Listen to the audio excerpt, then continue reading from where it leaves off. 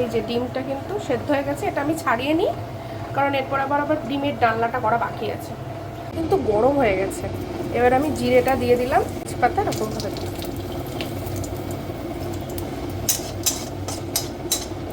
এই যে একটু ভাজা ভাজা করে নিই, তারপরে হচ্ছে টমেটো কুচি করে দেখো রাখা আছে, এটা দিয়ে দেবো, একটু ভেজে নিই হালকা, তারপরে দিয়ে দেবো। এটা হালকা একটু দেখো ব্রাউন ব্রাউন হয়ে গেছে।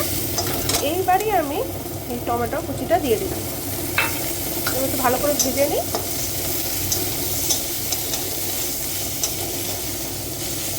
এই যে এগুলো এখন ভাজা ভাজা হয়ে গেছে, আমি আদা জিরের পেস্টটা এখন দিয়ে দিলাম, আর সঙ্গে এই কাঁচা লঙ্কাগুলোও দিয়ে দিলাম। এই যে অল্প হলুদ, ব্লার হয়ে যাচ্ছে, যাই হোক, আর একটু কাশ্মীরি লঙ্কার গুঁড়ো, ব্যাস এইটুকু। মশলাটা কষিয়ে নিই, তারপরে হচ্ছে সেদ্ধ আলু আর ডিমটা দিয়ে দেবো। ডিমটা অনেকেই ভাজে, বাট আমার আর মায়ের হচ্ছে ভেজে খেতে ভালো লাগে না। মায়ের যাও বা খেতে ভালো লাগে, আমার কিন্তু খেতে ভালো লাগে না খুব একটা। তো মাঝে সাঝে করা হয়, মা যখন করে মাঝে মাঝে তখন ডিমটা ভেজেই দেয়, কিন্তু রেগুলার যখন খাই আমরা তখন কিন্তু এভাবেই খাই, সেদ্ধ ডিমটাই ডালনা করে খাওয়া হয়। তো এইদিকে দেখো মশলাটা প্রায় কষেই এসছে, তা আমি একটু একটু করে জল দিচ্ছি অবশ্য। তা এবার আমি সেদ্ধ করা আলু আর ডিমটা দিয়ে দেবো।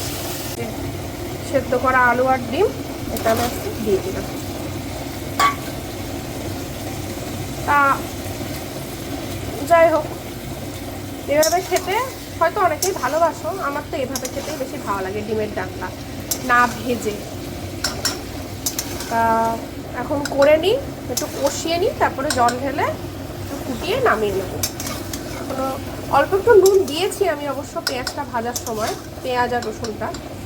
তাই এভাবে একটু কষিয়ে নিই, তারপরে একটু নুনটা চেক করে নেবো যে কতটা কি লাগবে না লাগবে। এই যে এখনও কিন্তু কষানো চলছে, একটু কষিয়ে নিয়ে জলটা ঢেলে দেবো। এই যে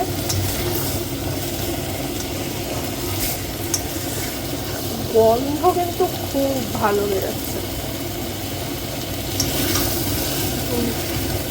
জলটা ঢেলে দিয়েছে, এখন ডিমটা ফুটছে, ওপর থেকে একটু গরম মশলা দিয়ে দিলাম, আর একটু নুন লাগবে যেহেতু জল দিয়েছি, তা দিয়ে দিলাম। আবার একটু চিংড়ি মাছ আছে, কালকে করা হয়েছিল, তো এটা একটু গরম করে নিই, কারণ এটা একমাত্র আমিই খাই, এতটা ঝোল লাগবে না, একটু ঝোলটা কমিয়ে নিই, গরমও করতে হবে, একবারেই করে দেবো। আর এদিকে ডিমের ডালনাটা ফুটছে।